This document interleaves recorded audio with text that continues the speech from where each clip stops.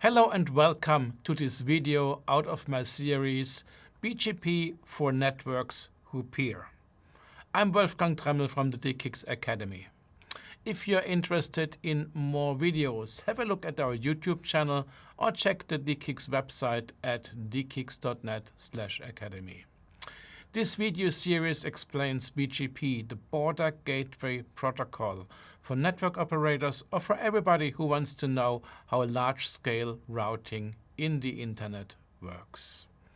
Today I'm going to talk about BGP Best Path Selection, and that's the central algorithm in BGP which decides how your packets flow from source to destination.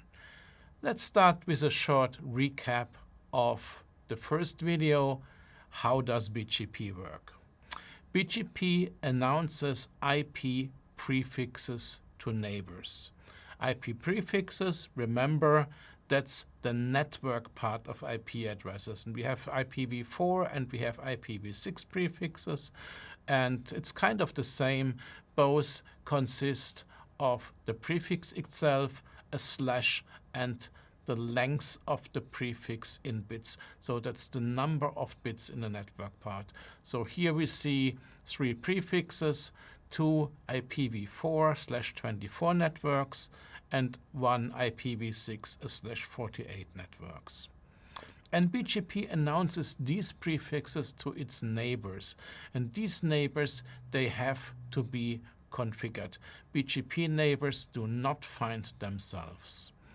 Each BGP speaking device is a part of a so-called autonomous system, and the autonomous systems are numbered. Each of the autonomous systems have an autonomous system number, and these autonomous system numbers, they are globally unique.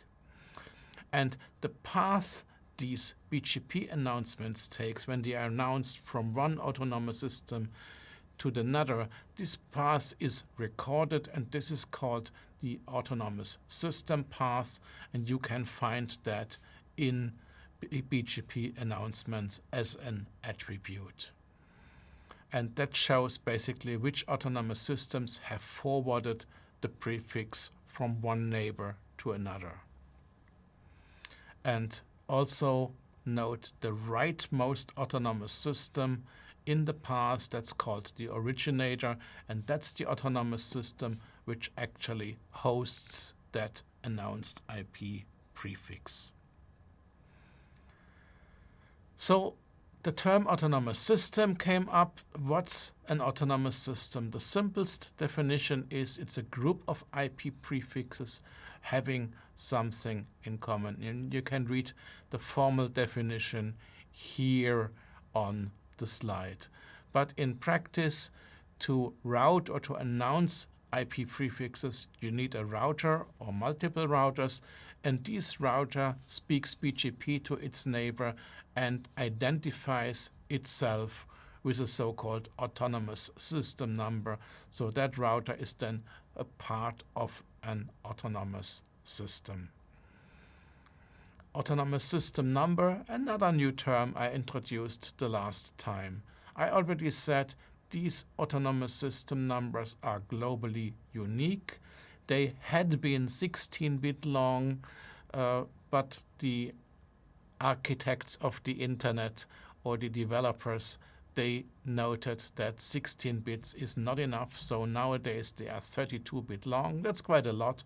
So you have a lot of possible autonomous system number, globally unique, and unique means someone has to administrate them, and that entity is the IANA, that's the Internet Assigned Numbers Authority. They are basically responsible for all the autonomous system number, but they have delegated the task handing these numbers out to the 5 regional Internet registries, the RIRs, and the RIR responsible for Europe, that's the RIPE NCC. So if you want an AS number, then go to the RIPE NCC and get one. Become a member and get one. This picture now shows a simplified version of a router.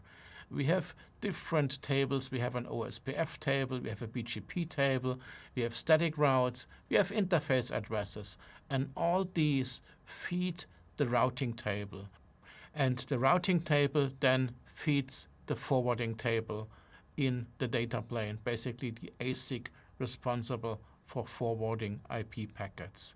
And the BGP table receives IP prefixes from all configured neighbors, and because all neighbors talk to each other, it might receive or definitely will receive information about the same prefix from multiple neighbors. So it has entries for the same prefix received from multiple neighbors, and now must decide which of these to put into the routing table. Only one best route for each prefix goes from the BGP table into the routing table.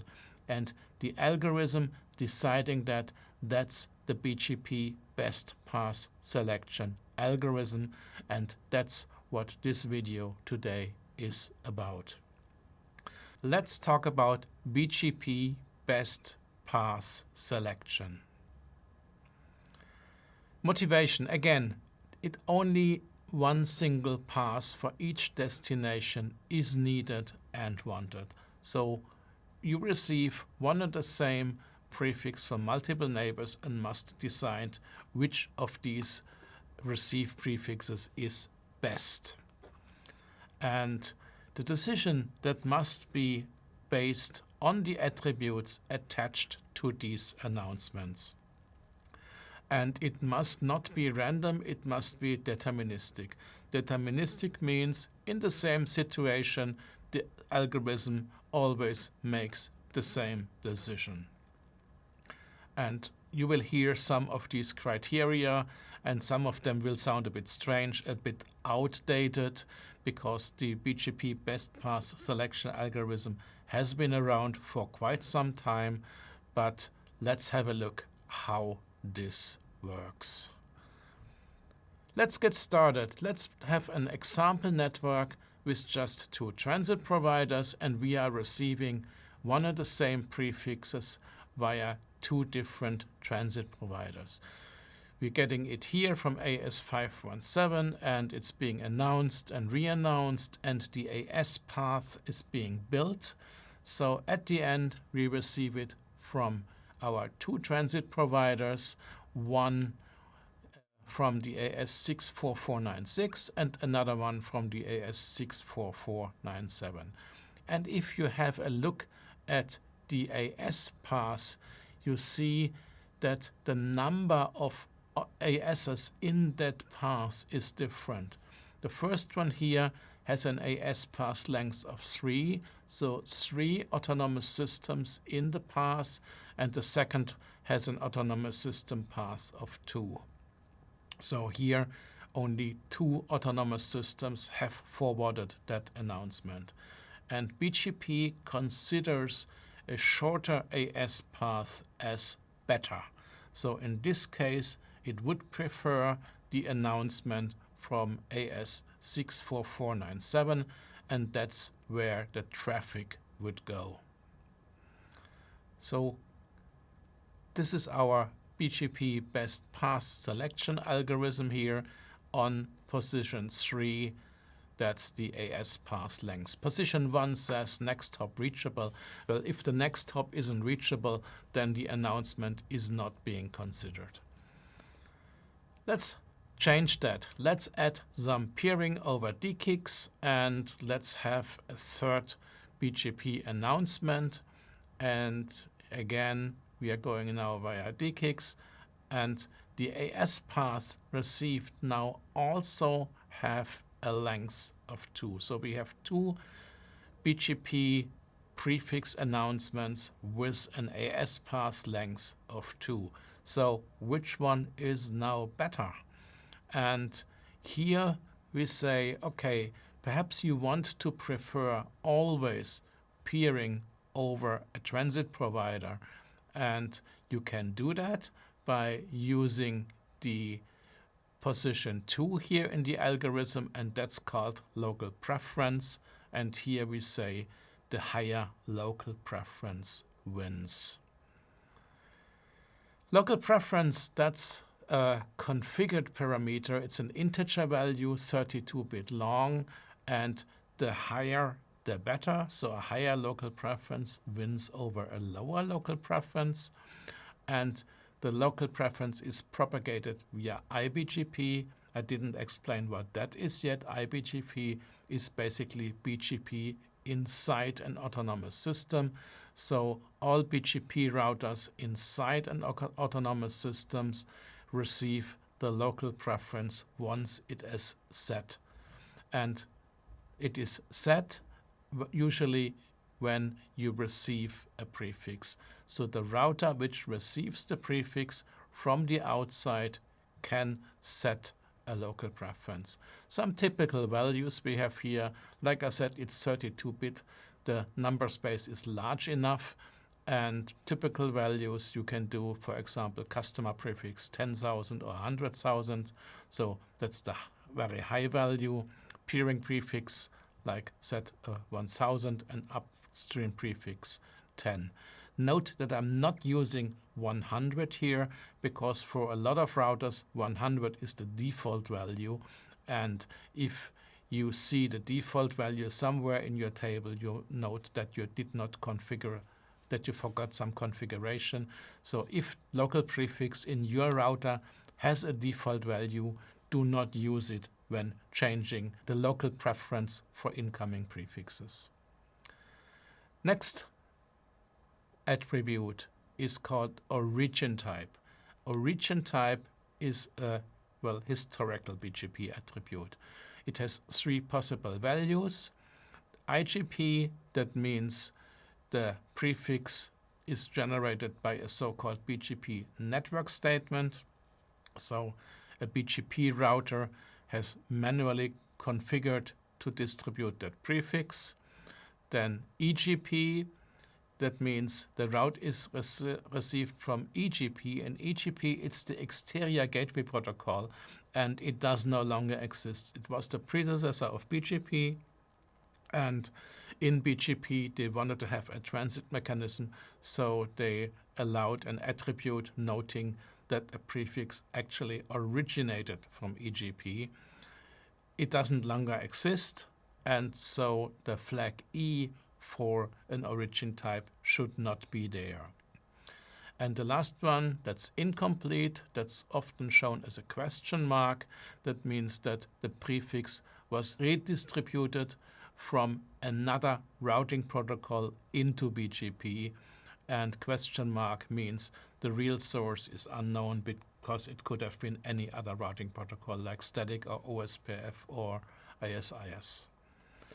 And this rule, well, I say it's not really important, but obviously there are some providers out there who are using that, because if you have a look at the global routing table, you will find prefixes marked with an E for EGP, and as I said, EGP does not exist anymore. So there are providers out there explicitly setting the origin type to E for whatever reason. Okay, next parameter. Let's have a look at the following network. We have a transit provider, we have a customer. The transit provider distributes prefixes, the customer sends traffic, and there are 2 circuits between transit provider and customer. And the transit provider wants one of them being preferred. So let's say it's a standard circuit and a backup circuit, and the transit provider wants the standard circuit preferred. So he wants to receive traffic over the top circuit here. And how to tell your customer? Well, of course you can phone your customer up and say, hey, can you please configure your router to always send traffic over my standard circuit instead of the backup circuit? But there is also a possibility within BGP, and that parameter to signal your neighbor which circuit to be preferred is called MED. And MED stands for multi-exit discriminator. It's again a 32-bit value, and it's only compared if the next hop autonomous system is the same. So in this case, two circuits to the same neighbor. The neighbor sends an MED, and I as a customer evaluate this MED and prefer one of these circuits. And in this case, MED is also called a metric, so that means lower is better. The lower value wins. It's an optional attribute. That means it doesn't have to be there.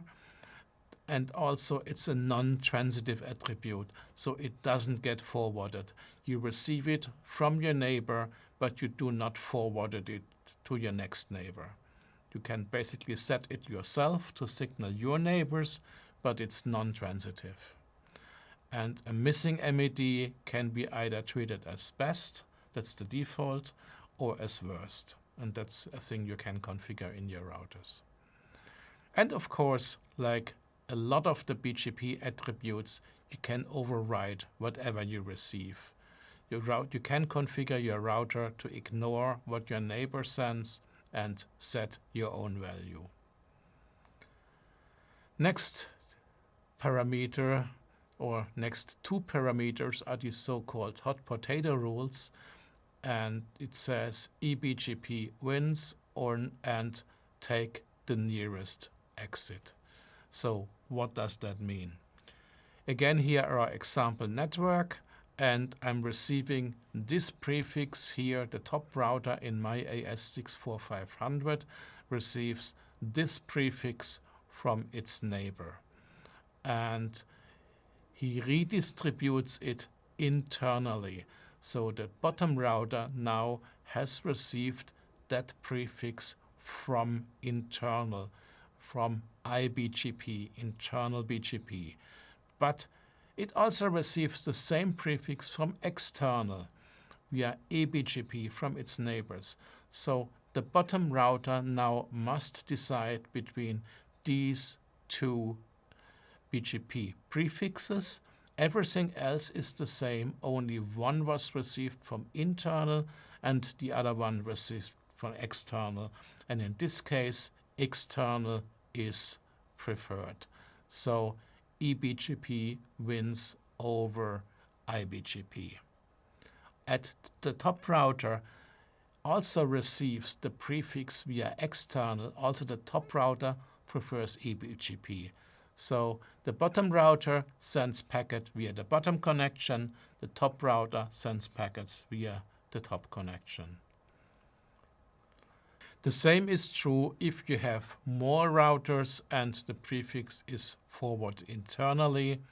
So the top router sends via the top connection, the bottom router sends via the bottom connection, and routers behind them choose the nearest exit. So top goes via top, bottom goes via bottom. Nearest exit is preferred. These are the two hot potato rules. Next rule, the age of route, the older wins. And that's a bit hard to understand. And this is the part where some people say BGP is non-deterministic. The exact phrasing, and I copied that from a Cisco manual, when both paths are external, prefer the path that was received first. So for the rightmost drawing, we have here one router with two external connections, and here we have a drawing where the external connections end onto different routers. That doesn't apply. So let me short explain what happens. So you receive the traffic from the bottom connection and from the top connection. Let's say the bottom connection is preferred. Now the bottom connection goes away for a maintenance or an outage, so the traffic shifts to the top connection. Now the bottom connection comes back. That means the traffic does not shift back unless you do some configuration with MED or with local preference. If everything is the same, the traffic does not shift back if a connection comes back, because the other connection is seen as more stable, as older, and BGP prefers stable connections, so the traffic does not shift back in case a maintenance ends or an outage is over. And this is confusing for a lot of providers, because they see, oh, it always has gone via the bottom, now it's gone by the top, and the bottom is back. Why doesn't it shift back? Because BGP prefers the older connection. We will see in one of our experiments in the next videos how that really works. And at the end, it's still possible until now that there is no decision, that no decision has been made. But we must make a decision, because we only want to have one possible destination for each prefix in the routing table. So at the end, we have the two rules of last resort, and they say, well, the lower router ID wins or the lower neighbor IP address wins. And this is just to force a decision. If you really depend on these routes, you have done something wrong in your configuration. Well, it's really to force a decision at the end, because we want to have only one entry for each prefix in the routing table. And usually the algorithm stops way before that. Also, the algorithm has now 10 position. It's a first match. First match means as soon as a decision has been made, the algorithm stops and terminates. Let's summarize what we have heard today. Well, next hop reachable. If the next hop isn't reachable, we do not consider that BGP announcement. Next is the local preference. Local preference is a configured parameter where you can basically force a decision and force packets taking a certain way if some criteria are met. And you configure that on your router, and this local preference is forwarded via iBGP, internal BGP within your autonomous system. Next criteria, that's the only dynamic BGP criterion, and that's the AS path length. The shorter AS path is better. And that's only the number of autonomous systems in the path. It has no knowledge about the delay or if there is a congestion or whatever. It's the number of the autonomous system paths, and the shorter AS path is considered to be better. The origin type, it's a historical attribute with 3 different values. It's not really important, but please be aware that some providers do strange things with that and might change the value, and you might receive a different origin type for the same prefix from different providers. MED, that's used or that's defined to signal your next neighbor which entry to your network to prefer, so where you want your traffic.